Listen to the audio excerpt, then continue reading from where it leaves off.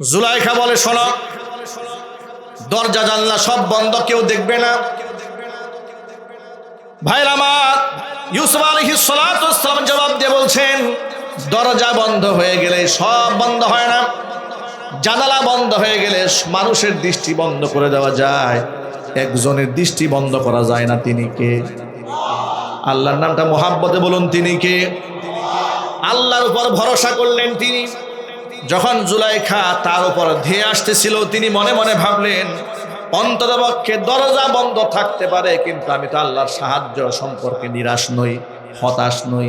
আল্লাহর উপর তাওয়াক্কুল করে তালাবদ্ধ দরজার দিকে তিনি দৌড় দিলেন।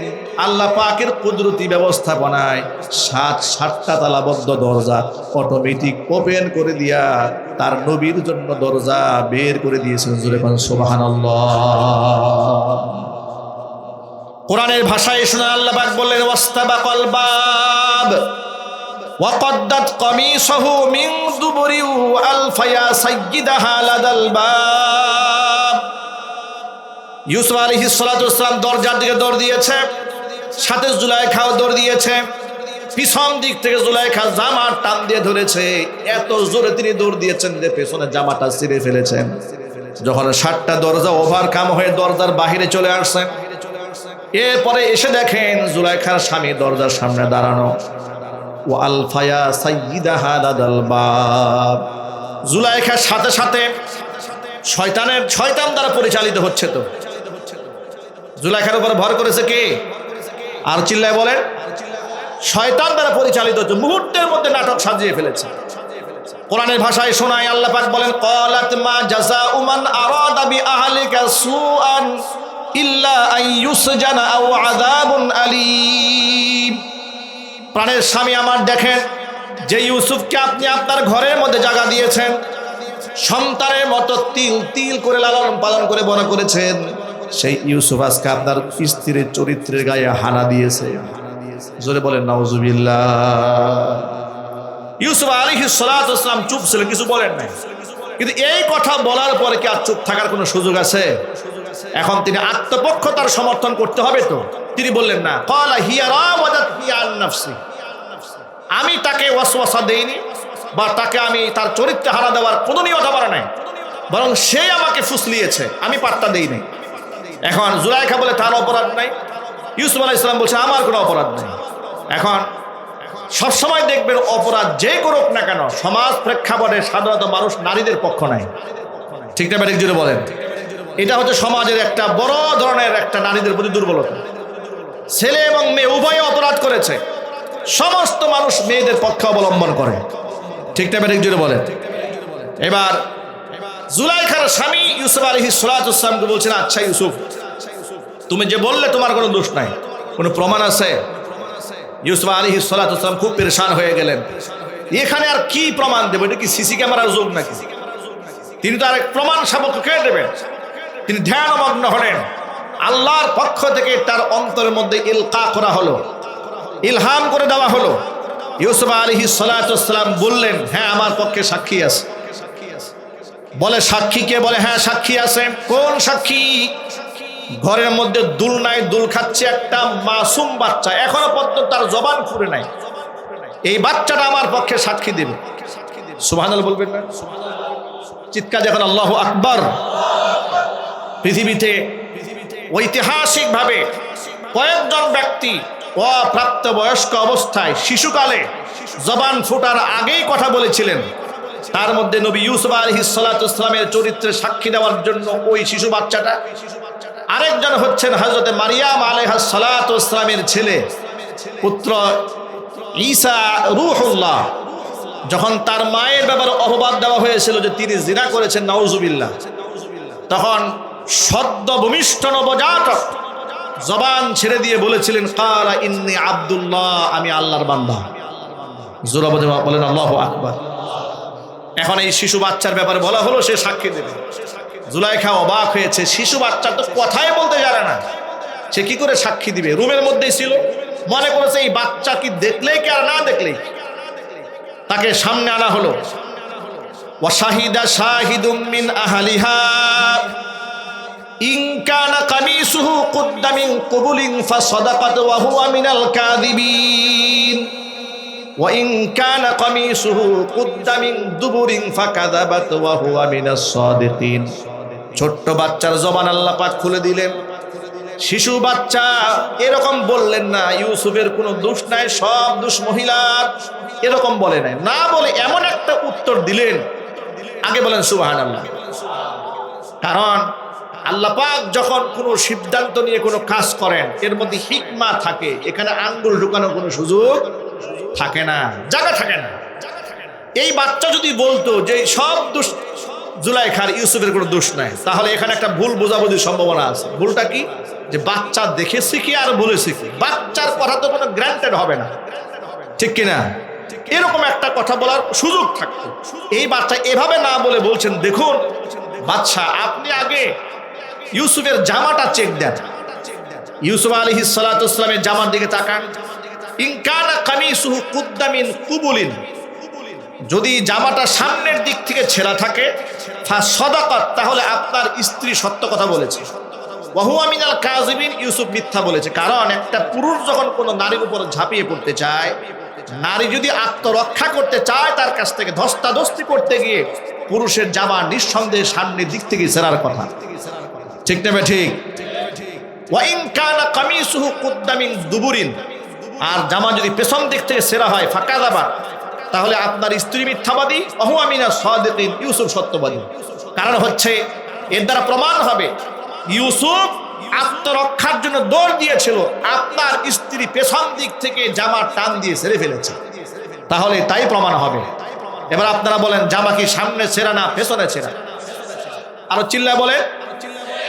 কোরআনের ভাষায় শোনায় আল্লাহ বলছেন, ফালাম্মা রাআ কামিসাহু কুদ্দা মিন দুবুরিন, যখন স্বামী দেখতে পেল পেছন দিক থেকে জামা ছিঁড়া, সে তো বুঝে ফেলেছে। ক্বালা ইন্নাহু মিন কাইদিকুন্না ইন্না কাইদাকুন্না আযীম। ইউসুফকে প্রথম বলল ইয়া ইউসুফ আরিদ আন হাদা ওয়াস্তাগফির লিযামবি। ইউসুফকে বলল, ইউসুফ যা হয়েছে তুমি এখান থেকে আর কিছু বলা দরকার, আমার যা বুঝার আমি বুঝে ফেলেছি, আমার যা বুঝার বুঝে ফেলেছি। কিন্তু স্ত্রীকে ডেকে বলছে এই অপরাধ তো তুমি করেছো, ওয়াস্তাগফির লিযামবিক, নিজের অপরাধের জন্য নিজে ক্ষমা প্রার্থনা করো। আর মনে রেখো ইন্না কাইদাকুন্না আযীম, তোমাদের মহিলাদের চক্রান্ত বড় ভয়ঙ্কর চক্রান্ত, ঠিক না? ঠিক যেটা বলেন, নারীদের চক্রান্ত বড় ভয়ঙ্কর। আজকে সমাজের মধ্যে যত প্রকার অকারেন্স ঘটছে, যত অনিয়ম হচ্ছে, যত মারামারি, খুন খারাপি, সন্ত্রাস চাঁদাবাজ হচ্ছে, কোনো না কোনো এক জায়গায় শয়তান নারীকে ব্যবহার করছে। যত যুবকদের চরিত্র নষ্ট হচ্ছে, এই অসংখ্য যুবকদের চরিত্র নষ্ট করার জন্য নারীদেরকে শয়তান হাতিয়ার বানিয়েছে, ঠিক না? ঠিক যদি বলেন। একটা হাদিস আপনাদেরকে শোনায়। নবী করিম সাল্লাল্লাহু আলাইহি ওয়াসাল্লাম ঈদের নামাজ পড়াবার জন্য বের হলেন ঘর থেকে। ইবনে আব্বাস রাদিয়াল্লাহু তাআলা আনহু হাদিসের রাবি, আন ইবনে আব্বাস রাদিয়াল্লাহু তাআলা আনহু আন্নাহু قال خرج رسول الله صلى الله عليه وسلم فصلى بالعيد। ইবনে আব্বাস রাদিয়াল্লাহু তাআলা আনহু বলেন, আল্লাহর নবী ঈদের নামাজ পড়াবার জন্য ঘর থেকে বের হলেন। ফাসাল্লা বিল ঈদ, পুরুষদেরকে নিয়ে ঈদের জামাত পড়লেন, নারীদেরকে নিয়ে বিরাট জামাত কায়েম করলেন। ফাখাতাবা, এরপরে একটা খুতবা দিলেন পুরুষদের সামনে। পুরুষদের সামনে খুতবা দেওয়ার শেষ হওয়ার পরে এরপরে নবী করিম সাল্লাল্লাহু আলাইহি ওয়াসাল্লাম ফাআতান নিসা, মহিলাদের সামনে আসলেন। এসে বললেন, ইয়া মাশারান নিসা, হে মানব নারী সম্প্রদায়, মেয়েরা, তাসাদ্দাকনা, তোমরা বেশি বেশি আল্লাহর রাস্তায় দান করো। ফাইন্নী উরিতুকুন্না আকসার আহলিন নার, আমাকে দেখানো হয়েছে অধিকাংশ সদস্য মেয়েরা তোমরা জাহান্নামে যাবে। চিৎকার দিয়ে বলে নাউজুবিল্লাহ। আল্লাহর নবী যখন বললেন অধিকাংশ নারী জাহান্নামে যাবে, মেয়েরা আবার জিজ্ঞেস করলেন, তখন তারা জিজ্ঞেস করলেন, কুলনা ফাবিমা যাকা ইয়া রাসূলুল্লাহ, ও আল্লাহর রাসূল, কোন অপরাধে অধিকাংশ নারী জাহান্নামে যাবে? নবী করিম সাল্লাল্লাহু আলাইহি সাল্লাম দুইটা পাপের কথা উল্লেখ করে বলে দিলেন, শোনো, দুইটা অন্যায়ের কারণে অধিকাংশ নারী জাহান্নামে যাবে। একটা পাপ হচ্ছে তুকসির না লানা, বেশিরভাগ তোমরা মানুষকে লানত করো। দুই নম্বর পাপ হচ্ছে ওয়া তাকফুরনাল আশির, স্বামীর নাফরমানি তোমরা করো। দুইটা পাপের কারণে অধিকাংশ নারী জাহান্নামে যায়। এক হচ্ছে বেশিরভাগ লানত করা, দুই নম্বর হচ্ছে তাকফুরনাল আশির, স্বামীর নাফরমানি করা।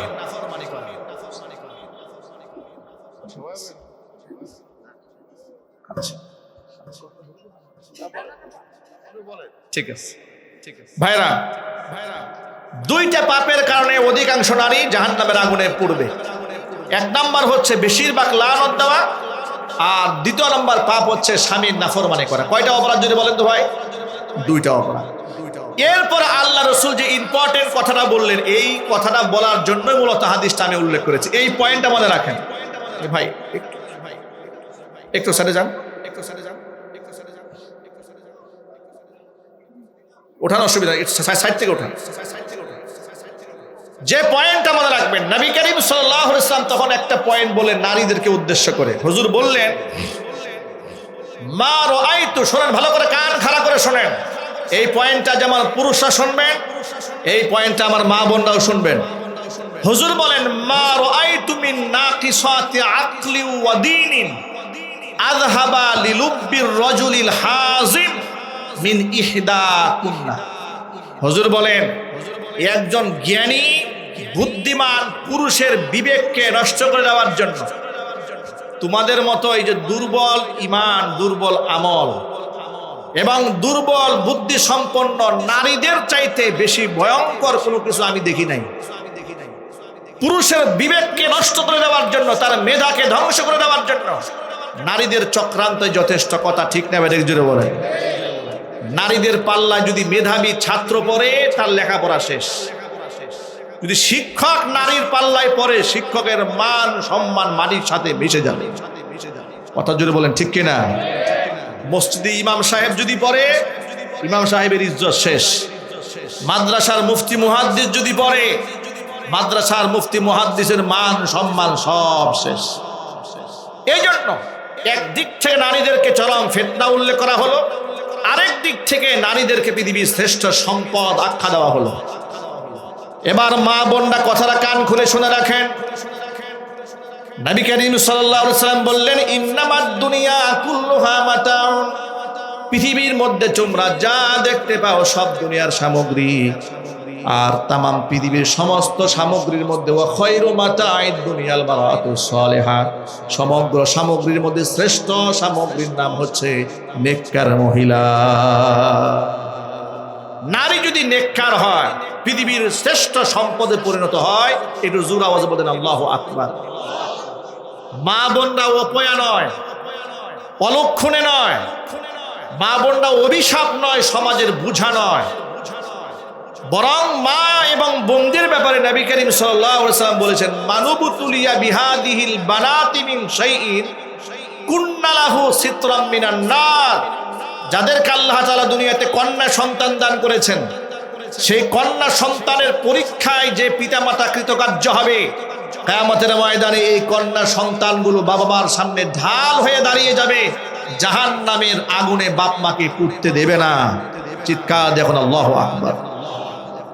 অথচ এই সমাজে এখনো পর্যন্ত অনেক বাবা আছে, মেয়ে হলে, স্ত্রীর গর্ভে মেয়ে হয়েছে, এটা পছন্দ করে না। অনেক শ্বশুর শাশুড়ি আছে, মেয়ে বাচ্চা হলে কটূক্তি করে, বাজে কথা বলে। এই অভ্যাসগুলো ছেড়ে দিতে হবে, কারণ ছেলে এবং মেয়ে কে বানান? আরো জোরে বলুন। আচ্ছা, কোনো মেয়ের কি ক্ষমতা আছে যে নিজের গর্ভে ইচ্ছাকৃতভাবে একটা বাচ্চা জন্ম দেবে? এটা কোনো পৃথিবীর মানুষের দ্বারা সম্ভব? কত মানুষ একটা সন্তানের জন্য কাবা ঘরে গিলাপ ধরে কান্না করে, লক্ষ কোটি টাকা ব্যয় করে। আমার এক ঘনিষ্ঠ আছেন, এরকম 25 বছর বিয়ে হয়েছে, সন্তান হয় না। কত চোখের পানি ছাড়েন, কত কান্নাকাটি করেন, আর আপনি একটা মেয়ে হয়েছে বলে আপনি তাকে তুচ্ছ তাচ্ছিল্য করেন। আল্লাহকে ভয় করেন, আল্লাহকে ভয় করেন, আল্লাহকে ভয় করুন। মেয়ে হয়েছে বলে অবজ্ঞা তুচ্ছ তাচ্ছিল্য করার কোনো সুযোগ নাই। নবীজি সাল্লাল্লাহু আলাইহি ওয়াসাল্লাম বলেছেন, কন্যা সন্তানদেরকে গালমন্দ করো না, আমি মুহাম্মদুর রাসূলুল্লাহ সাল্লাল্লাহু আলাইহি ওয়াসাল্লাম কন্যাদের পিতা। যে মেয়েটা পাকুটিয়া মহিলা মাদ্রাসা, এই সমস্ত মাদ্রাসার মধ্যে কি শেখানো হয়? শেখানো হয় কোরআন, শেখানো হয় হাদিস, শেখানো হয় তাফসীর, শেখানো হয় নবীজি সাল্লাল্লাহু আলাইহি ইসলামের স্ত্রীগণ কেমন জীবন যাপন করেছেন। যেমন আমি আমার মা বোনদেরকে সব সময় বলি, আপনার আইডল কোনো নায়িকা নয়, আপনার আইডল কোনো গায়িকা নয়, কোনো শিল্পী নয়, কোনো ক্রিকেটার নয়। আপনার আইডল হচ্ছে উম্মুল মুমিনিনের মা খাদিজাতুল কুবরা রাদিয়াল্লাহু তাআলা। ঠিক কিনা বলেন? মা খাদিজা রাদিয়াল্লাহু তাআলা আনহা নবীজি সাল্লাল্লাহু আলাইহি ইসলামের চেয়ে বয়সে 15 বছরের বড় ছিলেন। নবীজি সাল্লাল্লাহু আলাইহি ইসলামের চেয়ে বয়সে কত বছরের বড়? 15 বছরের বড়। মা খাদিজা যখন ইন্তেকাল করলেন, ইন্তেকালের পরে নবী করিম সাল্লাল্লাহু আলাইহি ওয়াসাল্লাম খুব কষ্ট পেলেন। আল্লাহর কাছে দোয়া করলেন যে আল্লাহ, পৃথিবীর এই ছোট্ট জীবন থেকে আমি আমার খাদিজাকে হারিয়ে ফেলেছি, কাল হাসরের কঠিন ময়দানে আমি যেন খাদিজাকে না হারাই। আয়েশা রাদিয়াল্লাহু তাআলা আনহা থেকে বর্ণিত একটা হাদিস আছে, মুস্তাদ আহমদে আছে, আর অসংখ্য কিতাবের মধ্যে আছে। মা আয়েশা রাদিয়াল্লাহু তাআলা আনহা বলেন, খাদিজার আলোচনা যখনই হতো তখনই নবী করিম সাল্লাল্লাহু আলাইহি ওয়াসাল্লাম সে আলোচনা অনেক লম্বা করতেন আর শুধু প্রশংসা করতেন। এত বেশি প্রশংসা করতেন যে হাত্তা গিলতু, হাদিসের ভাষা, যা আমার হিংসা হতো, আমার মধ্যে হিংসা শুরু হয়ে যেত। কারণ হাজার হলেও সতীন, তো সতীনের প্রশংসাকে কেউ সহ্য করতে পারে? কথা বুঝে নেই মনে হয়। সতীনের প্রশংসাকে আরেক সতীন সহ্য করতে পারে? সহ্য করতে পারে না। মা আয়েশা বলেন, হাত্তা গিলতু, আমার খুব একেবারে আমার মধ্যে হিংসা তৈরি হলো।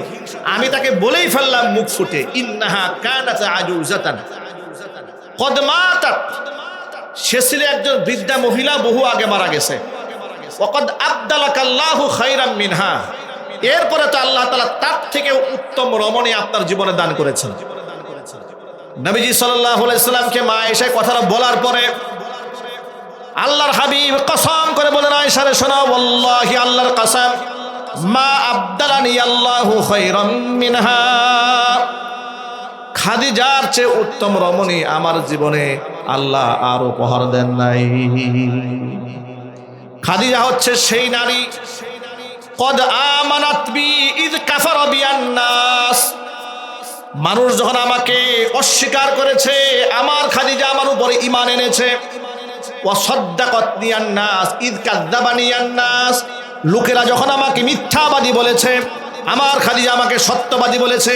ওয়াসাতনি বিমালিহা ইয হারামানি আন নাস, মানুষের যখন তাদের সম্পদ থেকে আমাকে বঞ্চিত করেছে, আমার খাদিজা তার সম্পদ দিয়ে আমাকে সাহায্য করেছে।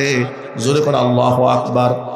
ওয়া রাযাকানি আল্লাহু মিনহাল ওয়ালাদ ওয়া মা রাযাকানি মিন গায়রিহা, একমাত্র খাদিজার গর্ভে আল্লাহ তাআলা আমাকে সন্তান দান করেছেন, অন্য কোনো স্ত্রীর গর্ভে আল্লাহ আমাকে সন্তান দেন নাই।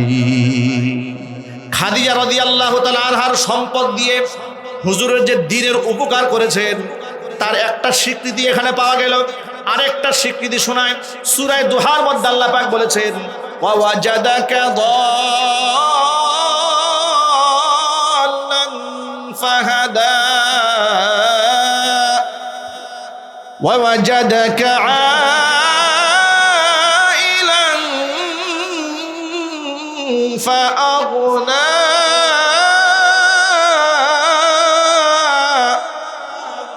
আল্লাহ পাক বলেন, আমার হাবিব ওয়াজাদাকা দাল্লান ফাহাদা, আমি আপনাকে পথের অনুসন্ধানকারী পেয়েছি, আপনাকে পথ দেখিয়েছি।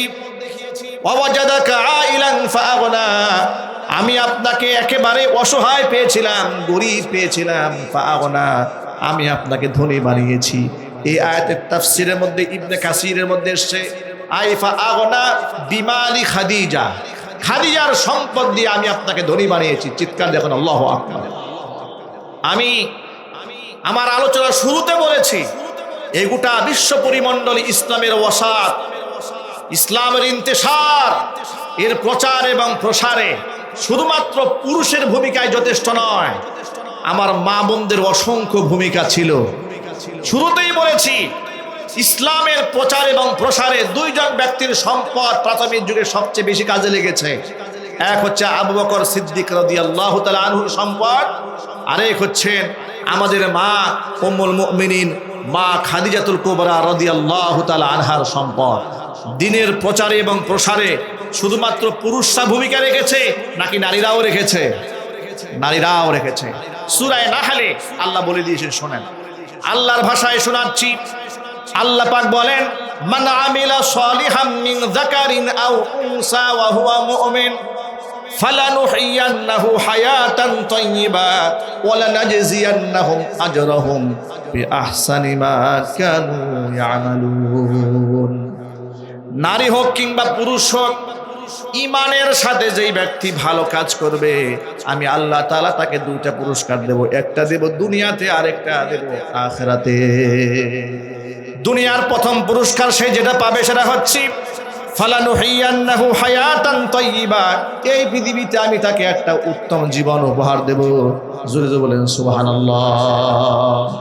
উত্তম জীবনটা কি? হায়াতে তাইয়্যিবাটা মানে কি? হায়াতে তাইয়্যিবা মানে কোটিপতি হওয়া নয়। হায়াতে তাইয়্যিবা হওয়া মানে এমপি হওয়া নয়।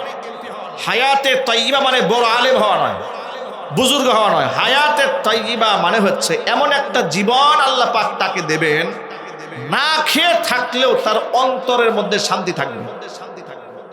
পেটে খাবার নাই কিন্তু অন্তরে শান্তি, এটাকে বলা হায়াতে তাইয়্যিবা।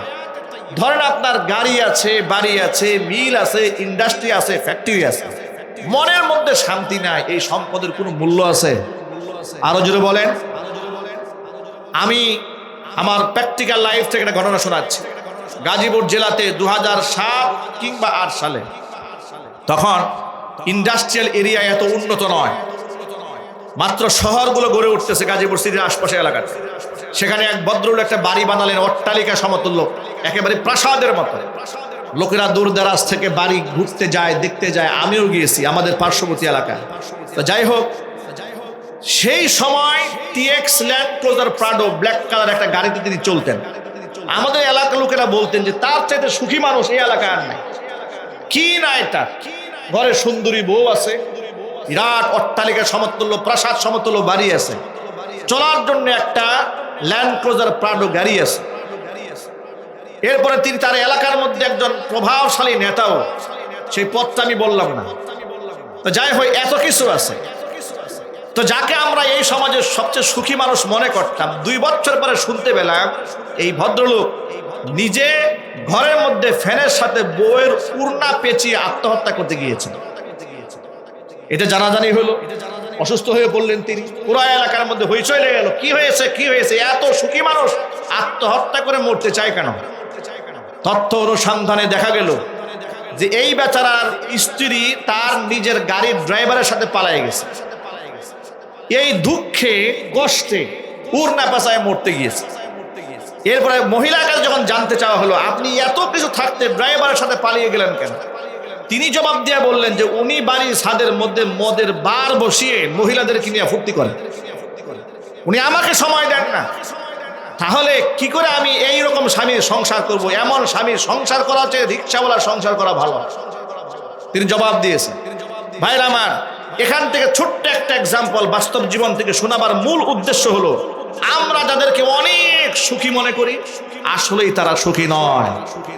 আসল সুখী হচ্ছে সেই ব্যক্তি আল্লাহর দাসত্বে যেই ব্যক্তি নিজেকে উৎসর্গ করে দিয়েছে, সেই ব্যক্তি প্রকৃত সুখী মানুষ। ঠিক কিনা জুড়ে বলেন? তার পেটে খাবার নাই, জিজ্ঞেস করবেন ভাই কেমন আছেন, হাসি মুখে দিয়ে বলবো আলহামদুলিল্লাহ খুব ভালো আছে। আর সুদের ব্যবসা করে, ঘুষ খায়, মানুষের জমি দখল করে, হল দখল করে, চান্দাবাজি করে, টেন্ডারবাজি করে, মাস্তানি করে, মাসে 50 লক্ষ টাকা ইনকাম। জিজ্ঞেস করেন ভাই কেমন আছেন, আর বললেন না ভাই বহুত পেরেশানিতে আছে। বাস্তবতা আছে না নাই? খুব পেরেশানি।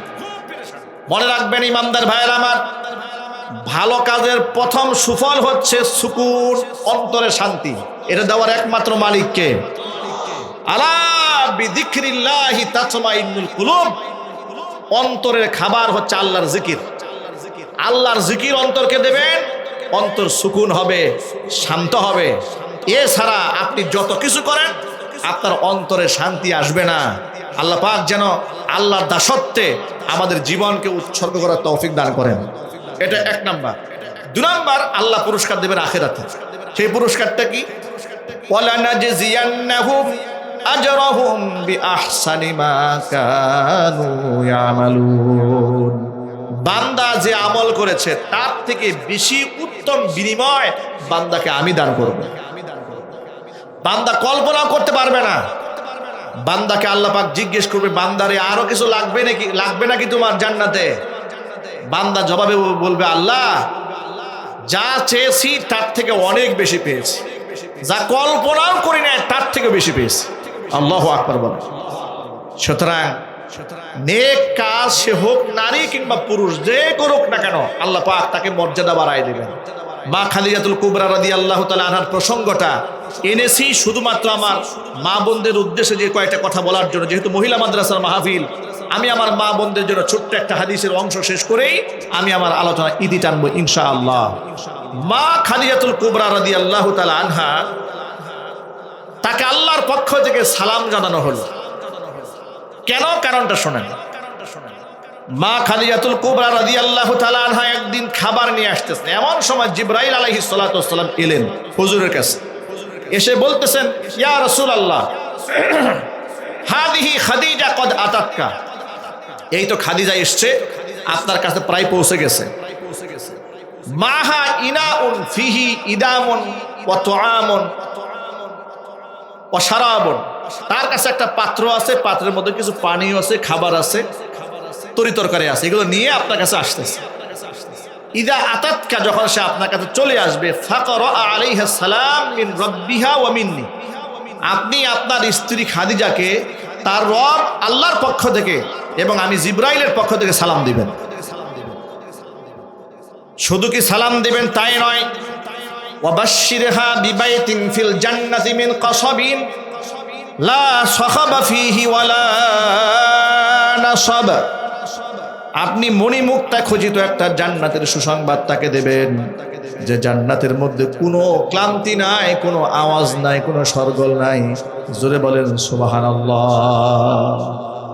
খাদিজা রাদিয়াল্লাহু তাআলা আনহা এলেন, হুজুর তাকে সালাম দিয়ে বলছেন যে আল্লাহ তোমাকে সালাম জানিয়েছে। মা খাদিজাতুল কুবরা জবাবটা দিলেন কেমন শুনেন, হুয়া সালাম ওয়া মিনহুস সালাম ওয়া আলা জিবরিল আসসালাম, যে আল্লাহ তো নিজেই শান্তিময়, তার পক্ষ থেকেই তো শান্তির ফয়সালা হয়। এই জবাব দিলেন, ওয়া আলা জিবরিল আসসালাম, জিবরাইলের উপর শান্তি বর্ষিত হোক, তিনি জবাব দিলেন। মুহাদ্দিসরা হাদিসের ব্যাখ্যা করে বলেছেন যে রাসূলের পেছনে মা খাদিজাতুল কুবরা স্ত্রী হিসেবে, নবী হিসেবে শুধু নয়, একটা স্ত্রী হিসেবে তার স্বামীর যে পরিমাণ সেবা দিয়েছেন, যে পরিমাণ খেদমত করেছেন, এত পরিশ্রম করার পরে জীবনে বলেন না যে আপনার সংসারে খাটতে খাটতে ক্লান্ত হয়ে পড়েছে। হাজারো ক্লান্তি থাকার পরও মুখে ফুটে ক্লান্ত বলেন নাই।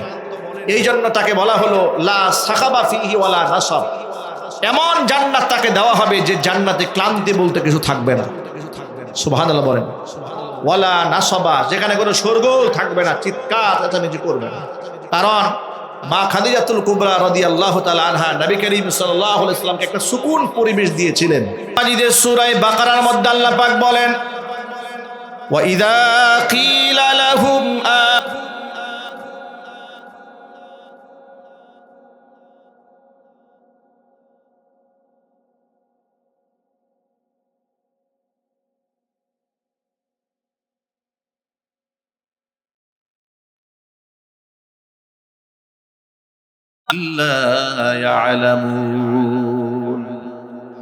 যখন তাদেরকে বলা হতো, কোন কোন মুফাসসিররা বলেছেন মুনাফিকদেরকে যখন বলা হতো ঈমান আনো তোমরা, সেভাবে যেভাবে লোকেরা ঈমান এনেছে, লোকেরা মানে আই আমানা সাহাবা, সাহাবীরা যেভাবে ঈমান এনেছে তোমরা সেইভাবে ঈমান আনো।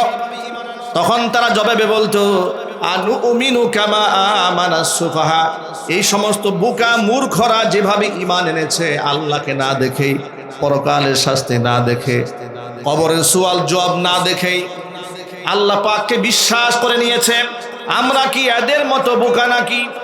আল্লাহ পাক বলেন, আমি আল্লাহর উপর যারা ঈমান এনেছে, আমার রাসূলের উপর ঈমান এনেছে, কিতাব সমূহের উপর ঈমান এনেছে, ফেরেশতা কুলের উপর যারা ঈমান এনেছে, ওরা বোকা নয়। আলা ইন্নাহুম হুমুস সুফাহা ওয়ালাকিন লা ইয়ালামুন, বরং ইমামদারদেরকে যারা বোকা বলেছে ওরাই আসলেই বোকা, কিন্তু এটা ওরা নিজেরাও জানে না। ঠিক কিনা বলেন? ইমামদারেরা বোকা নয়, ইমামদারেরা বোকা নয়, সাহাবায়ে কেরাম বোকা নন। আল্লাহ তাআলা এই আয়াতটি নবীর সাহাবীদের ঈমানকে আমাদের জন্য ঈমানের নমুনা এবং মডেল বানিয়ে দিয়েছেন। তাহলে ঈমানের প্রথম ধারক এবং বাহক হয়েছেন সাহাবায়ে কেরাম রাদিয়াল্লাহু তাআলা আনহুম আজমাইন। এই জন্য নবীজি সাল্লাল্লাহু আলাইহি সাল্লাম বলেছেন, আসহাবি কান নুজুম ফাবিআইয়িহিম ইকতাদাইতুম ইহতাদাইতুম। আমার সাহাবীরা হচ্ছে আসমানের নক্ষত্র সমতুল্য।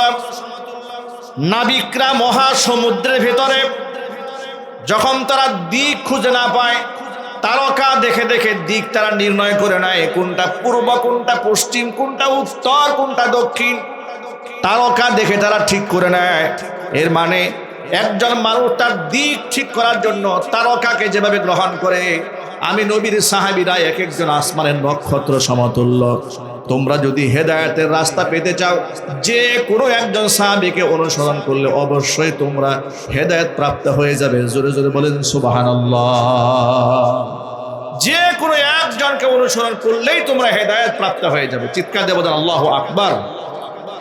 যেই সমস্ত সাহাবীদেরকে আল্লাহর নবী আসমানের নক্ষত্রের সাথে তুলনা করেছেন, যাদের মাধ্যমে আমরা দ্বীন পেয়েছি, ঈমান পেয়েছি, কোরআন পেয়েছি, সুন্নাহ পেয়েছি, যাদের ত্যাগ এবং কোরবানির বিনিময়ে আজকে আমার নাম মুহাম্মদ হয়েছে, আপনার নাম আব্দুর রহমান হয়েছে, আমার নাম আব্দুর রহিম হয়েছে, এটা সাহাবায়ে কেরামের রক্ত, ত্যাগ এবং কোরবানির বিনিময়ে।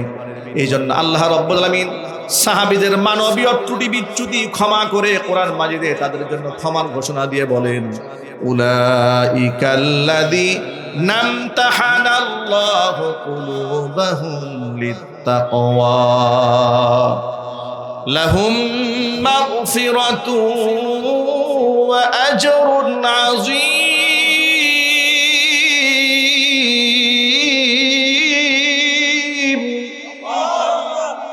এই সমস্ত সাহাবায়ে কেরাম যাদেরকে আমি, যাদের অন্তরগুলাকে তাকওয়ার পরীক্ষায় উত্তীর্ণ করে নিয়েছি, পরীক্ষা নিয়েছি, ওরা সেই পরীক্ষায় পাশ করেছে।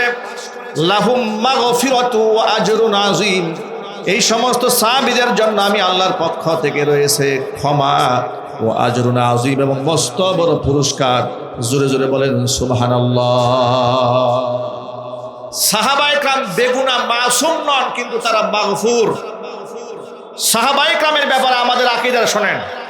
নবীদের ব্যাপারে আহলুস সুন্নাহ ওয়াল জামাতের আকীদা হচ্ছে নবীগণ বেগুনাহ মাসুম। সগীরা কবিরা জাহিরি বাতিনি, ইচ্ছায় অনিচ্ছায় সমস্ত গুনাহ থেকে নবীরা পাক এবং পবিত্র। সুবহানাল্লাহ পড়েন। এটা আমাদের আকীদা, এটা হচ্ছে ইসমাতুল আম্বিয়া। এটা আমাদের আকীদা যে নবীগণের কোনো অপরাধ নাই, নবীগণের কোনো ভুল করেন নাই, নবীগণ কবিরা গুনাহ করেন নাই, সগীরা গুনাহ করেন নাই। আর সাহাবায়ে কেরামের ব্যাপারে আমাদের আকীদা কি? সাহাবায়ে কেরাম হচ্ছে সাধারণ, আমাদের মতো সাধারণ মানুষ। তাদের গুনাহ হয়েছে, কিন্তু তাদের ত্যাগ এবং কোরবানি, তাদের তওবা ইস্তিগফার আল্লাহর কাছে এমনভাবে কবুল হয়েছে যে আল্লাহ পাক তাদের উপর সন্তুষ্ট হয়েছেন বলে কোরআন মাজিদে আয়াত নাযিল করেছেন। তাদেরকে আল্লাহ ক্ষমা করে দিয়েছেন, সে আয়াত আল্লাহ নাযিল করেছেন। আল্লাহর পক্ষ থেকে তাদের জন্য রয়েছে মস্ত বড় পুরস্কার, এই ঘোষণাও কোরআন মাজিদে আছে। এমনকি আল্লাহর নবী সাল্লাল্লাহু আলাইহি সাল্লাম নিজে সাহাবীদের ব্যাপারে উম্মাহকে সতর্ক করে দিয়ে বলেছেন, আল্লাহ আল্লাহ ফি আসহাবি। জুমার দিন খুতবার সময় আপনারা খতিব সাহেবের মুখে এটা শুনেন। খতিব সাহেব প্রায় জুমায় আপনাদেরকে বলেন, আল্লাহ আল্লাহ ফি আসহাবি লা তাত্তাখিদুহুম গরাদাম মিন বাদি ফামান আহাব্বাহুম ফাবিহুব্বি আহাব্বাহুম ওয়া মান আবগাদাহুম ফাবিবুগদি আবগাদাহুম। জোরে বলেন সুবহানাল্লাহ। এই যে হাদিসের অংশটা আপনারা দেখে খতিব সাহেবরা শোনান, অর্থটা কি হয়তো অনেকে জানেন না, বুঝেন না। আল্লাহর নবী এখানে বললেন আল্লাহ আল্লাহ ফি আসহাবি, আমার সাহাবীদের ব্যাপারে ইত্তাকিল্লাহ ইত্তাকিল্লাহ, আল্লাহকে ভয় করো। আমার সাহাবীদের ব্যাপারে তোমরা আল্লাহকে ভয় করো। লা তাত্তাখিযুহুম গরাদাম মিন বাদি, আমার ইন্তেকালের পরে তোমরা আমার সাহাবীদেরকে সমালোচনার টার্গেটে পরিণত করো না। সুতরাং হাদিস প্রমাণ করে সাহাবীদের সমালোচনা করা হালাল না হারাম। আওয়াজটা একটু জোরে বলেন। এই অপারেটর ভিতরে আওয়াজ দাও না, প্যান্ডেল ভিতরে আওয়াজ দাও, তুমি সব আওয়াজ বাইরে দিয়ে রাখছো, বক্সে আওয়াজ দাও। আপনারা বলেন সাহাবায়ে কেরামের সমালোচনা করা হালাল না হারাম? এটা কি আমি হারাম করেছি নাকি আল্লাহ রাসূল নিজে হারাম করেছে? আল্লাহর নবী নিজে বলেছেন আল্লাহ আল্লাহ ফি আসহাবি, আমার সাহাবীদের ব্যাপারে তোমরা আল্লাহকে ভয় করো। লা তাত্তাখিযুহুম গরাদাম মিন বাদি, আমার ইন্তেকালের পরে আমার সাহাবীদেরকে সমালোচনার টার্গেটে পরিণত করো না। ফামান আহাব্বাহুম ফাবিহুব্বি আহাব্বাহুম, যদি সাহাবীদেরকে কেউ ভালোবাসে সেটা আমি নবীকে ভালোবাসার কারণেই ভালোবাসে। সাহাবীদেরকে ভালোবাসা মানে আমি নবীজিকে ভালোবাসা। ওয়ামান আবগাদাহুম, কেউ যদি সাহাবীদের প্রতি বিদ্বেষ লালন করে, ফাবিবুগদি আবগাদাহুম, সে তো সাহাবীদের উপর বিদ্বেষ রাখে না, মূলত আমি নবীর উপরেই বিদ্বেষ রাখে। জোরে বলেন নাউজুবিল্লাহ। বর্তমান সমাজের একটু সতর্ক হন। বর্তমান সমাজের কিছু ব্যক্তিরা সাহাবায়ে কেরামদেরকে মিইয়ারে হক, সত্যের মাপকাঠি মানেন না, বরং ঐতিহাসিকদের ইতিহাস বর্ণনা করে কোন কোন সাহাবীদেরকে এই সমাজের কিছু লোকেরা জিনাকার তকমা দেয়। নাউজুবিল্লাহ, কি আসতে বলবেন? সাহাবায়ে কেরাম রাদিয়াল্লাহু তাআলা আনহুম আজমাইনদেরকে আপনি মাপ, তাদের আমলকে মানদণ্ডে উঠায় নিয়ে আপনি যে মাপা শুরু করেছেন, এমনকি বাংলাদেশের এক বিখ্যাত আলেম দেখলাম, মানে বয়ান করে, উনি এক ঘরোয়া বৈঠকে বয়ানের মধ্যে বলছেন, বক্তব্য দিতে গিয়ে বলেছেন যে সাহাবায়ে কেরামকে তো আমলের মানদণ্ড মানা যাবে না, কারণ তারা গুনাহ করেছে। নাউজুবিল্লাহ, জোরে পড়েন। আচ্ছা, গুনাহ করলেই আপনি সাহাবায়ে কেরামদেরকে আমলের মানদণ্ড মানবেন না? তো গুনাহ শুধু করেছেন, গুনাহটা দেখলেন, কিন্তু গুনার পরে তারা কেমন করে কান্নাকাটি করে আল্লাহর কাছে মাপ চেয়ে নিয়েছেন, আর আল্লাহর কাছে তাদের তওবাটা কিভাবে মঞ্জুর হয়েছে, এটা আপনার চোখে পড়ে না। আবার আপনি হযরত আলী কাররামাল্লাহু ওয়াজহা এবং উম্মুল মুমিনিন মা আয়েশা রাদিয়াল্লাহু তাআলা আনহার মাঝে যে দ্বন্দ্ব হয়েছিল, যুদ্ধ হয়েছিল, এই যুদ্ধে ঐতিহাসিকদের বর্ণনাকে সামনে এনে এক পক্ষকে সত্য আরেক পক্ষকে মিথ্যা প্রতিপন্ন করার জন্য নোংরা চেষ্টা করা হয়। এমনকি বিখ্যাত সাহাবী আমিরে মুআবিয়া রাদিয়াল্লাহু তাআলা আনহু সম্পর্কে শিয়া সম্প্রদায় থেকে যে সমস্ত ঐতিহাসিক বের হয়েছে, ইতিহাসের পাতায় লিখেছে মুআবিয়া রাদিয়াল্লাহু তাআলা আনহু তার ছেলে ইয়াজিদকে ক্ষমতায় বসিয়ে স্বজনপ্রিয়তা করেছে। সাহাবীদের ব্যাপারে এই ধরনের মন্তব্য তারা করে, এবং এই মন্তব্যগুলো কেন করে? বলো, ঐতিহাসিকদের বর্ণনা অনুযায়ী আমরা করি। আপনাদেরকে একটা কথা বলি প্রিয় ভাইয়েরা, এই বাজারের মধ্যে দেখবেন লাকড়ির দোকান আছে, লাকড়ি মাপা হয়, আবার স্বর্ণের দোকান আছে, স্বর্ণ ওজন দেওয়া হয়। যে বাটখারায় যে পাল্লায় লাকড়ি মাপা হয়, ওই পাল্লায় কি সোনা মাপা হয়? একটু জোরে বলেন। আবার যেই পাল্লায় সোনা মাপা হয়, সেই পাল্লায় কি সেই বাটখারায় কি আপনার লাকড়ি মাপা যাবে? লাকড়ি যখন মনে মনে মানুষ ওজন দেয়, 2, 4, 5 কেজি কম হলেও অসুবিধা হয় না, বেশি হলেও সমস্যা নাই, ঠিক কিনা বলেন? কিন্তু স্বর্ণ যখন মাপা হয়, সেখানে আপনি ইঞ্চি ইঞ্চি করে একেবারে গ্রাম টু গ্রাম হিসাব করা হয়, একটু কম বেশ করা যায় না। আমি আমার নবী সাল্লাল্লাহু আলাইহি সাল্লামের সাহাবীদের আমলটাকে সোনা মনে করি, ঠিক না? ব্যাটা জোরে বলেন। সাহাবায়ে কেরাম আমলকে আমরা স্বর্ণের চেয়েও মূল্যবান মনে করি। তাদের আমল আপনি মাপবেন ঐতিহাসিকদের বর্ণনা থেকে। ঐতিহাসিকদেরকে আমরা মনে করি কাঠের ব্যবসায়ী, লাকড়ির পাল্লা। তারা যে ইতিহাস লিখেছেন, তারা কতটুকু সত্য লিখেছেন, মিথ্যা লিখেছেন, কারণ ঐতিহাসিকরা সত্যও লিখতে পারেন, মিথ্যাও লিখতে পারেন। কথা ঠিক না? ব্যাটা জোরে বলেন। ইতিহাস ঐতিহাসিকগণ আবেগেও লিখেছেন, তাদের ভুল তথ্য থাকতে পারে, লিখতে পারেন। সুতরাং ইতিহাসের বর্ণনা দিয়ে জান্নাতের ঘোষণা প্রাপ্ত কোরআন মাজিদের সাহাবায়ে কেরাম রাদিয়াল্লাহু তাআলা আনহুম আজমাইন, যাদেরকে আল্লাহ পাক ক্ষমা প্রাপ্ত ঘোষণা করেছেন, যাদের উপর আল্লাহ সন্তুষ্ট, যারা আল্লাহর উপর সন্তুষ্ট, সেই পবিত্র কাফেলাকে ঐতিহাসিক বর্ণনা দিয়ে আপনি আমলের তারতম্য করে জিনাকার বলবেন, কিংবা স্বজন প্রীতি তাদের মধ্যে ঢুকেছে এগুলা বলবেন, তারা জালেম ছিলেন এমন শব্দ ব্যবহার করবেন, এটা হচ্ছে কাঠের পাল্লায় সোনা মাপার মতো। কথা ঠিক না ঠিক জোরে বলেন? সাহাবায়ে কেরামদের সমালোচনা করা জায়েজ নেই, হারাম। আমরা সাহাবায়ে কেরামদেরকে ন্যায় ও ইনসাফের প্রতীক মনে করি, ঠিক না ঠিক জোরে বলেন? এবং সেটা কোরআন এবং সুন্নাহরই দাবি, সেটা আমার ব্যক্তিগত বক্তব্য নয়, হাদিস থেকে প্রমাণ শোনায় দেয়। সাহাবায়ে কেরামদেরকে কেন আমরা ঈমান আমলের মানদণ্ড মনে করে শোনেন, নবী করিম সাল্লাল্লাহু আলাইহি ওয়াসাল্লাম ঘোষণা করলেন, ও সাহাবীরা, তাফাররাকাত বানু ইসরাঈলা আলা সিনতাইনি ওয়া সাবঈনা মিল্লাহ, বনি ইসরাইল সম্প্রদায়ের লোকেরা ৭২টা দলে বিভক্ত হয়ে গিয়েছিল। ওয়া সাতাফতারিকু উম্মতি আলা সালাসি ওয়া সাবঈনা মিল্লাহ, আর আমি মুহাম্মদ সাল্লাল্লাহু আলাইহি ওয়াসাল্লামের উম্মতেরা ৭৩টা দলে ভাগ হয়ে যাবে। কুল্লুহুম ফিন্নার ইল্লা মিল্লাতান ওয়াহিদা, সবগুলি দল জাহান্নামে যাবে, কেবলমাত্র শুধুমাত্র একটা দল জান্নাতে যাবে। কিলা, প্রশ্ন করা হলো, মা হিয়া ইয়া রাসূলুল্লাহ, যেই দলটি জান্নাতে যাবে সেই দলের পরিচয় কি? নবীজি বললেন, মা আনা আলাইহি ওয়া আসহাবি, যে আদর্শের উপরে আমি নবী নিজে আছি, যে আদর্শের উপরে আমার সাহাবীরা আছে। তাহলে সাহাবায়ে কেরাম যদি ঈমান আমলের মানদণ্ড যদি ধরা না হয়, নবীজি সাল্লাল্লাহু আলাইহি ওয়াসাল্লামের এই কথাটা বেকার হয়ে যায়। জোরে বলেন ঠিক কিনা?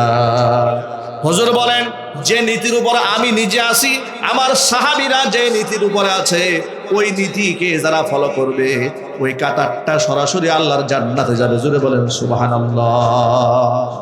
যাই হোক, সাহাবায়ে কেরাম রাদিয়াল্লাহু তাআলা আনহুম আজমাইন, তাদের ইতিহাস, ঐতিহ্য, অবদান, সেটা ভিন্ন একটা আলোচনার সাবজেক্ট। এটা আমার মূল আলোচনার প্রতিপাদ্য বিষয় নয়। আমি যা বোঝাতে চেয়েছিলাম, যে জান নিসার জীবন উৎসর্গকারী সাহাবায়ে কেরামের ত্যাগ এবং কোরবানির বিনিময়ে আজকে আমার নাম আব্দুর রহিম হয়েছে, আপনার নাম আব্দুল করিম হয়েছে। যাদের রক্ত এবং ঘামের বিনিময়ে, যাদের ত্যাগ এবং তিতিক্ষার বিনিময়ে, তাদের মধ্যে শুধুমাত্র পুরুষরাই অবদান রেখেছেন তা নয়, অসংখ্য নারীরাও অবদান রেখেছেন। যেমন গোটা দুনিয়ার মধ্যে ৩ জন ব্যক্তির হাদিস সবচেয়ে বেশি মাশহুর হয়েছে। বিশ্ব পরিমণ্ডলে যত হাদিস আমরা আপনাদের সামনে বলি, ৩ জন ব্যক্তির হাদিস সবচেয়ে বেশি হাদিসে পাওয়া যায়। একজন হযরত আবু হুরায়রা রাদিয়াল্লাহু তাআলা আনহু, একাই হাদিস বর্ণনা করেছেন ৫৩৭৪টা হাদিস। দ্বিতীয় নাম্বার সর্বাধিক হাদিস বর্ণনাকারী সাহাবী হুজুরের খাদেম আনাস ইবনে মালিক রাদিয়াল্লাহু তাআলা আনহু ২২৮৬টা হাদিস একাই বর্ণনা করেছেন। তৃতীয় নাম্বার যিনি সর্বাধিক হাদিস বর্ণনা করেছেন, তিনি আমাদের মা উম্মুল মুমিনিন মা আয়েশা সিদ্দিকা।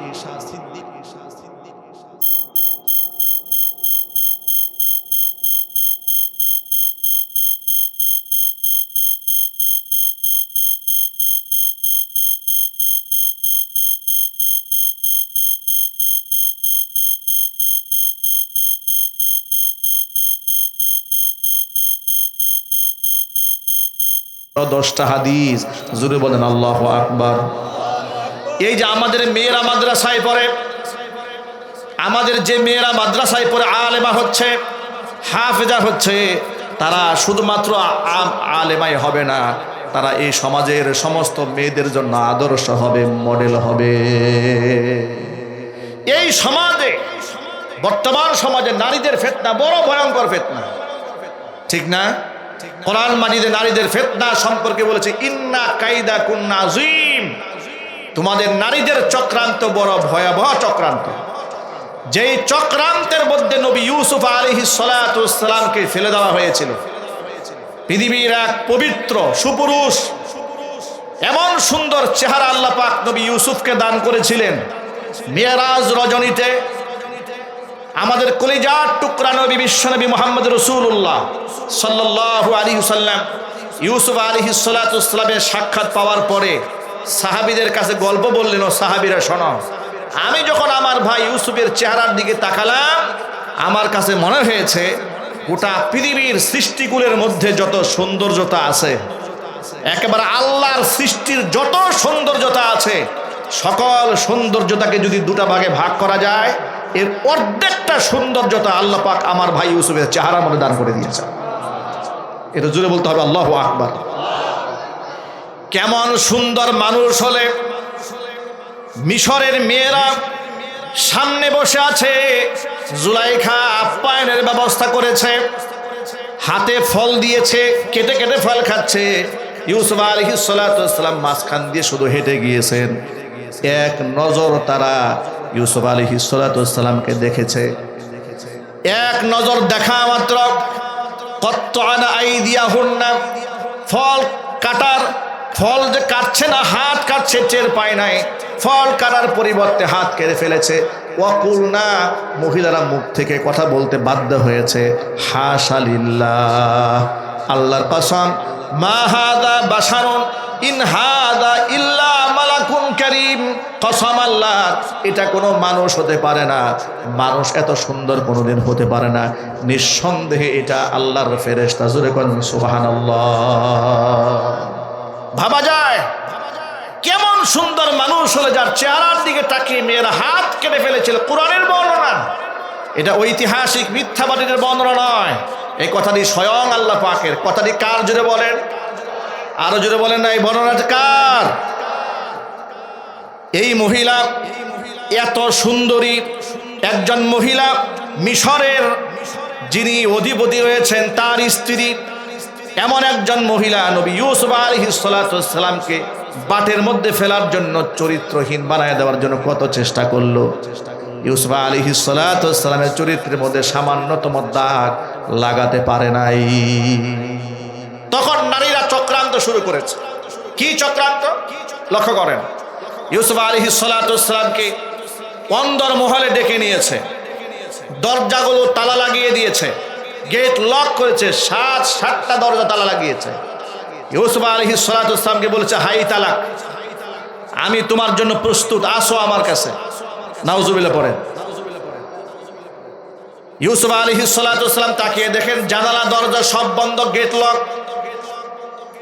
জুলাইখা একান্তে ডাক দিয়েছে, তিনি বললেন, ক্বালা মাআদাল্লাহ, আমি আল্লাহর আশ্রয় প্রার্থনা করছি, ইন্নাহু রাব্বি আহসানা মাসওয়ায়া ইন্নাহু লা ইফলিহুজ জালিমুন, নিশ্চয় তিনি আমার রব, আহসানা মাসওয়ায়া, আমাকে সুন্দর থাকা খাওয়ার বন্দোবস্ত করে দিয়েছেন।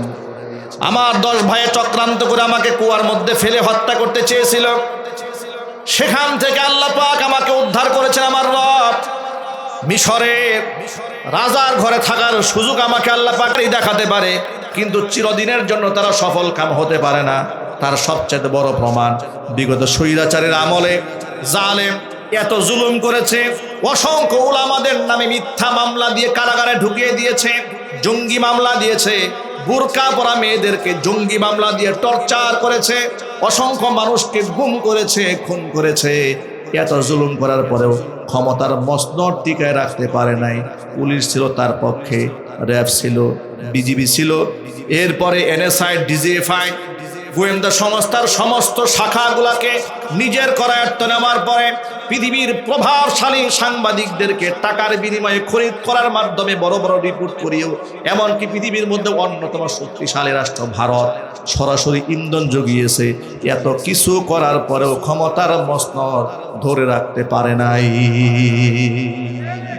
ঠিক না ব্যাঠিক যদি বলেন, জালেমরা কখনো সফল হতে পারে না। ইউসুফ আলাইহিস সালাতু ওয়াস সালাম বললেন, না, আমি যদি এই কাজটা করে আমি তো অন্যায় করে ফেলবো, আমি জালেম হয়ে যাবো, জালেম কখনো সফল হতে পারে না।